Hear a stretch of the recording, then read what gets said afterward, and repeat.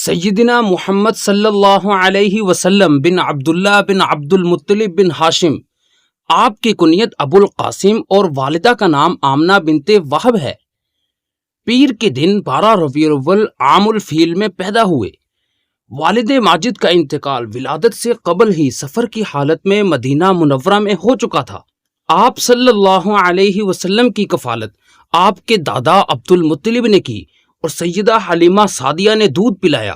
پھر جب آپ 6 برس کے ہوئے تو ابوا کے مقام پر آپ کی والدہ ماجدہ کا بھی انتقال ہو گیا اور اس کے بعد آپ کی پرورش ام ایمن کے سپرد ہوئی۔ 8 سال کے ہوئے تو دادا کا سایہ بھی سر سے اٹھ گیا اور اب کفالت کا ذمہ آپ کے چچا ابو طالب نے لیا۔ 9 سال کی عمر میں چچا کے ساتھ شام کا سفر فرمایا اور 25 سال کی عمر میں شام کا دوسرا سفر حضرت خدیجۃ الکبریٰ رضی اللہ تعالی عنہا کی تجارت کے سلسلے میں فرمایا، اور اس سفر سے واپسی کے 2 ماہ بعد حضرت خدیجہ سے نکاح ہوا۔ 35 سال کی عمر میں قریش کے ساتھ تعمیر کعبہ میں حصہ لیا۔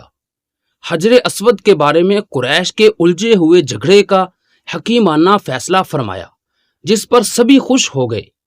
آپ صلی اللہ علیہ وسلم یتیم پیدا ہوئے تھے اور ماحول اور معاشرہ سارا بت پرست تھا، مگر آپ بغیر کسی ظاہری تعلیم و تربیت کے نہ صرف ان تمام خرافات سے پاک اور صاف رہے، بلکہ جسمانی ترقی کے ساتھ ساتھ عقل و فہم اور فضل و کمال میں بھی ترقی ہوتی گئی، یہاں تک کہ سب نے یکساں اور یک زبان ہو کر آپ صلی اللہ علیہ وسلم کو صادق اور امین کا خطاب دیا۔ بچپن میں رسول اللہ صلی اللہ علیہ وسلم نے چند قرات پر اہل مکہ کی بکریاں بھی چرائیں، مگر بعد میں آپ کو خلوت پسند آئی، چنانچہ غار حرا میں کئی راتیں عبادت میں گزر جاتی۔ نبوت سے پہلے آپ صلی اللہ علیہ وسلم سچے خواب دیکھنے لگے۔ خواب میں جو دیکھتے ہو وہی ہو جاتا۔ یوں تو حضور اکرم صلی اللہ علیہ وسلم کی سیرت مبارکہ کا ہر پہلو نرالا اور امت کے لیے مینار ہدایت ہے۔ اگرچہ آپ صلی اللہ علیہ وسلم کا شرعی دور نبوت کے بعد شروع ہوتا ہے، لیکن اس سے پہلے کا دور بھی، چاہے بچپن کا دور ہو یا جوانی کا، امت کے لیے اس میں بھی ہدایت موجود ہے۔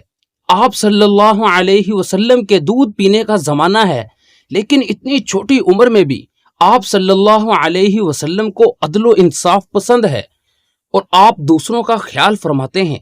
حضرت حلیمہ سعدیہ ایک طرف کا دودھ پلا کر دوسری طرف پیش فرماتی ہیں، لیکن آپ اسے قبول نہیں فرماتے، کیونکہ وہ آپ صلی اللہ علیہ وسلم کے دودھ شریک بھائی کا حق ہے۔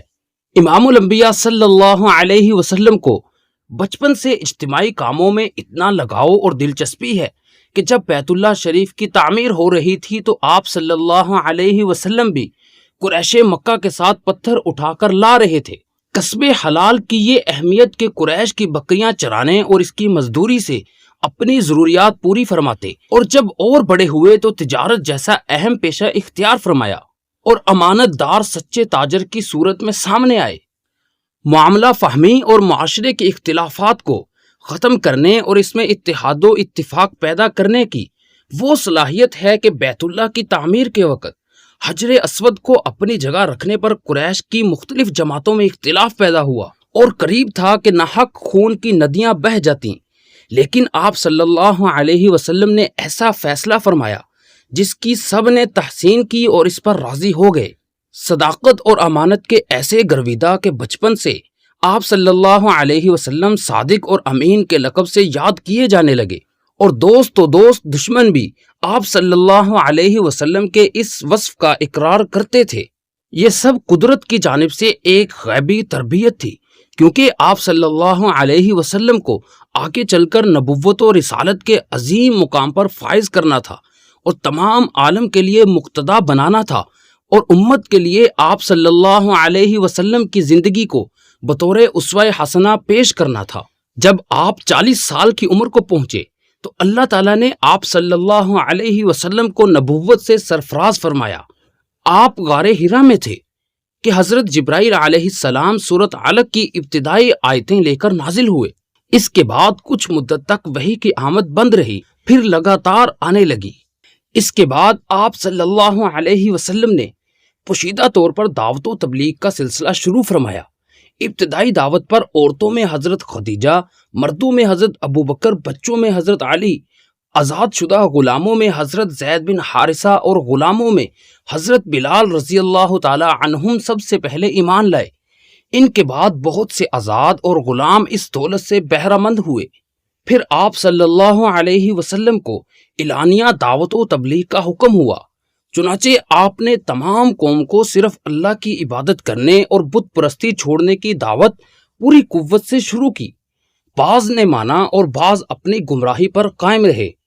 اس اعلانیہ دعوت کے بعد آپ صلی اللہ علیہ وسلم کے صحابہ کو طرح طرح سے ستانا شروع کیا گیا۔ چنانچہ نبوت کے 5 سال بعد آپ نے اپنے صحابہ کو حبشہ ہجرت کرنے کا حکم فرمایا۔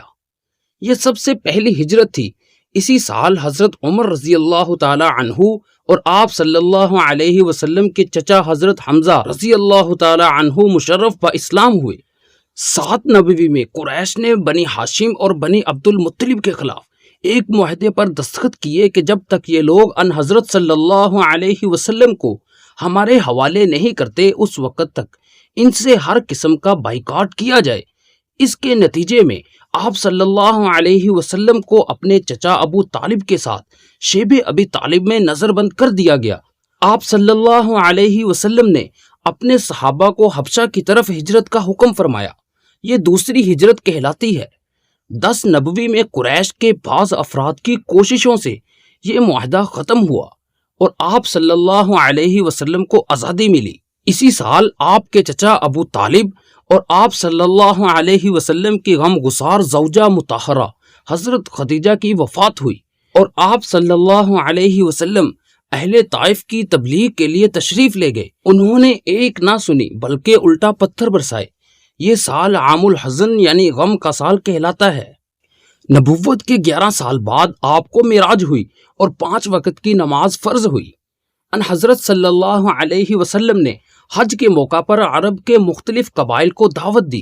چنانچہ مدینہ کے قبیلہ خزرج کے 6 آدمی مسلمان ہوئے اور نبوت کے 12ویں سال اوس اور خزرج کے 12 افراد نے آپ صلی اللہ علیہ وسلم سے بیعت کی۔ یہ بیعت عقبہ اولیٰ کہلاتی ہے۔ اور نبوت کے 13ویں سال مدینہ کے 70 مردوں اور 20 عورتوں نے آپ صلی اللہ علیہ وسلم سے بیعت کی۔ یہ بیعت عقبہ ثانی کہلاتی ہے۔ مدینہ میں اسلام کی روشنی گھر گھر پھیل چکی تھی۔ آپ صلی اللہ علیہ وسلم نے صحابہ کو ہجرت مدینہ کا حکم فرمایا۔ قریش کو پتہ چلا تو انہوں نے آپ صلی اللہ علیہ وسلم کو قتل کرنے کا ناپاک منصوبہ بنایا اور آپ صلی اللہ علیہ وسلم کے گھر کا محاصرہ کر لیا۔ اللہ تعالیٰ نے ان کا یہ منصوبہ خاک میں ملا دیا۔ جب آپ صلی اللہ علیہ وسلم کو ہجرت کا حکم ہوا تو آپ کافروں کے گھیرے سے با اطمینان نکلے اور حضرت ابو بکر رضی اللہ تعالی عنہ کے گھر پہنچے۔ ان کو ساتھ لے کر غار سور میں تشریف لے گئے۔ یہاں 3 دن رہے، پھر ہجرت فرمائی اور مدینہ کی نواحی بستی قبا میں پہنچ گئے۔ یہاں سے اسلام کا ایک نیا دور شروع ہوتا ہے۔ قبا میں 14 دن قیام رہا، وہاں ایک مسجد بھی بنائی۔